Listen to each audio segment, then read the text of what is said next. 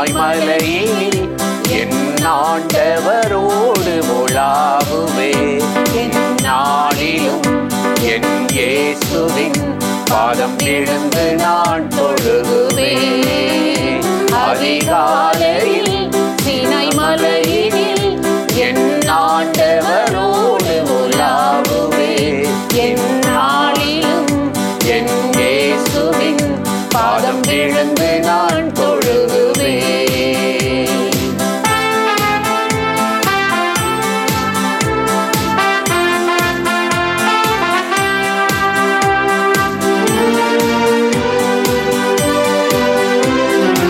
ஜீவன் தப்ப மழைக்கு ஓடுவேன், ஜீவனுள்ள ஆண்டவர் சத்தம் கேட்பேன். ஜீவன் தப்ப மழைக்கு ஓடுவேன், ஜீவனுள்ள ஆண்டவர் சத்தம் கேட்பேன். சமபூமியில் நான் நிற்பதில்லை, சமபூமியில் நான் நிற்பதில்லை. உலகத்தை திரும்பி நான் பார்ப்பதில்லை, உலகத்தை திரும்பி நான் பார்ப்பதில்லை. அதிகாலையில் சீனாய் மலையில் என் ஆண்டவரோடு உலாவுவே. எந்நாளிலும் என் இயேசுவின் பாதம் விழுந்து நான் தொழுகுவே.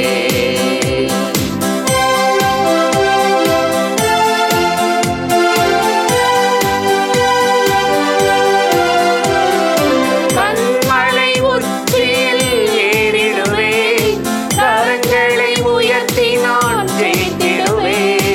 கண்மலை உச்சியில் ஏறிடுவே, கரங்களை உயர்த்தி நான் ஜெயித்திடுவே. மகிமையின் பிரசன்னம் என்னை மூடுமே, மகிமையின் பிரசன்னம் என்னை மூடுமே. முகமுகமாய் நான் பேசிடுவே, முகமுகமாய் நான் பேசிடுவே. அதிகாலையில் சீனாய் மலையில் என் ஆண்டவரோடு உலாவுவே. எந்நாளிலும் என் இயேசுவின் பாதம் விழுந்து நான் தொழுகுவே.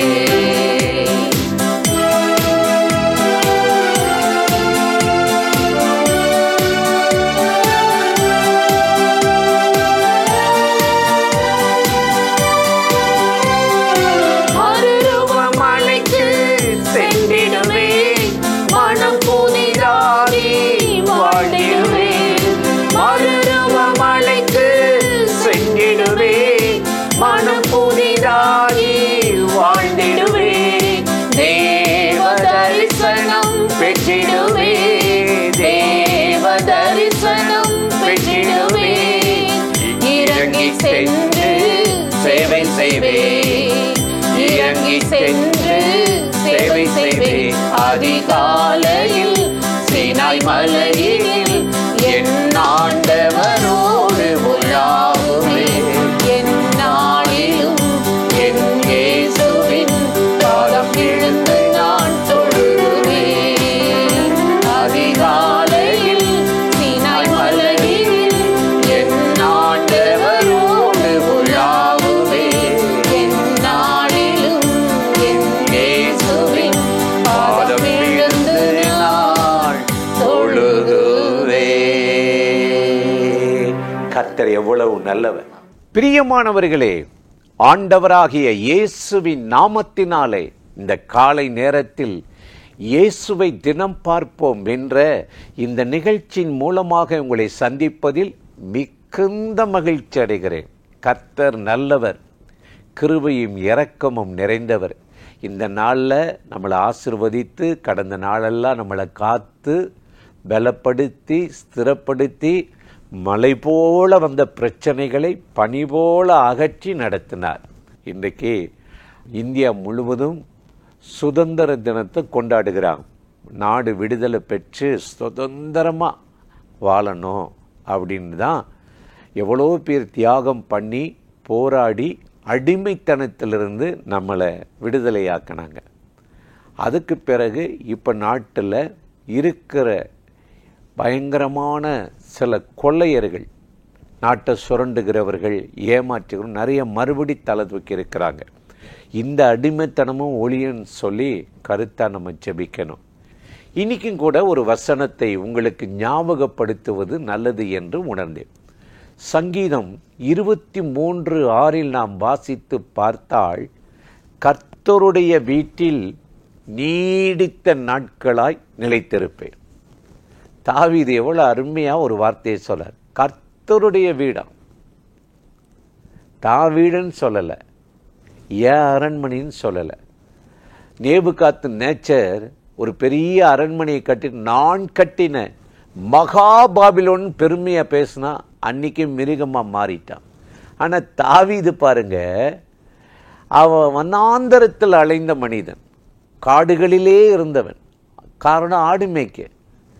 அதற்கு பிறகு கோலியாத்தை அடித்து வீழ்த்தின பின்னாடி சவுலும் மறுபடி அவன் மேல் பொறாமை கொண்டு அந்த வனாந்தரம் காட்டுக்கே விரட்டிட்டான். ரொம்ப அந்த காட்டு வாழ்க்கை தான், வனாந்தர வாழ்க்கை தான்.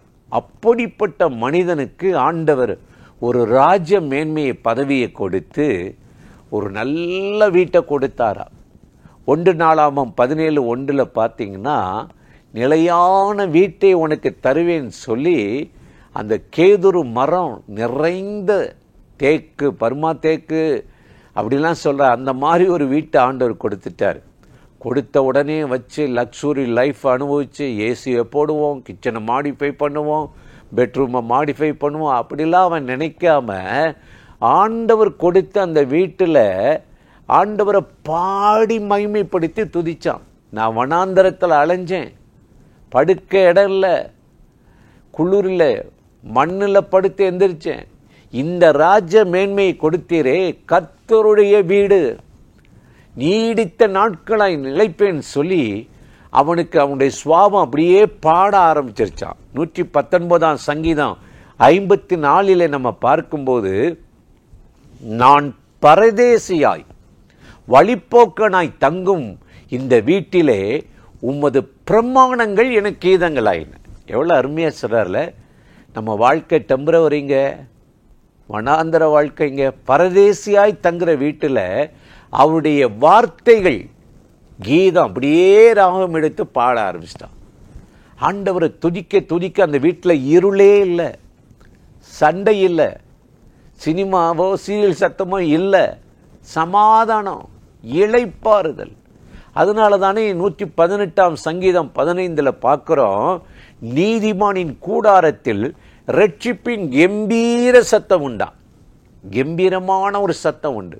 அப்ப நீங்க ஆண்டவர் உங்களுக்கு கொடுத்த வீட்டில் சமாதானத்தோடு படுத்து நித்திரை செய்யணும்னா ஆண்டவரை துதிங்க, பாடுங்க. அதை விட்டுட்டு எனக்கு அங்கே அதுக்கு ஸ்டோர் ரூம் இருக்குது, பெட்ரூம் இருக்குது, கிச்சன் இருக்குது, பாத்ரூம் இருக்குது, ஜெபரூம் இருக்கா? ரொம்ப வீட்டில் ஜெபம் பண்ணுறதுக்கு நின்றுட்டே ஜெபம் பண்ணிட்டு போயிடுவோம். நமக்கு ஒரு வீடு இருக்கு, அது ஜெப வீடு. அதைத்தான் தாவீது செய்தார், அதைத்தான் ஆண்டவர் விரும்புகிறார். என் வீடு ஜெப வீடு. ஏசாயா 56:7 சொல்றார், அதை கள்வர் குகையாக்கிறாதீங்க அப்படின்னு சொல்றாரு. இன்னைக்கு இந்த ஜெப வீட்டில் ஆண்டவர் இறங்கி உலாவி பாடி துதிக்கும் போது அவர் இருளை வெளிச்சமா மாற்றுகிறார். அந்த இடம் பிரகாசிக்கிறது. அதனாலதான் திரும்ப திரும்ப சொல்றார், உத்தமமான வழியில் விவேகமாய் நடப்பேன், என் வீட்டுக்கு எப்போ வருவீங்கன்னு 101 சங்கீதம் 2வது வசனத்துல அவர் ஆண்டவரை துதிக்கிறார். இன்றைக்கு நம்ம தான் வீடு, நம்முடைய சரீரம்தான் தேவனுக்கு வீடு, வாசஸ்தலம்.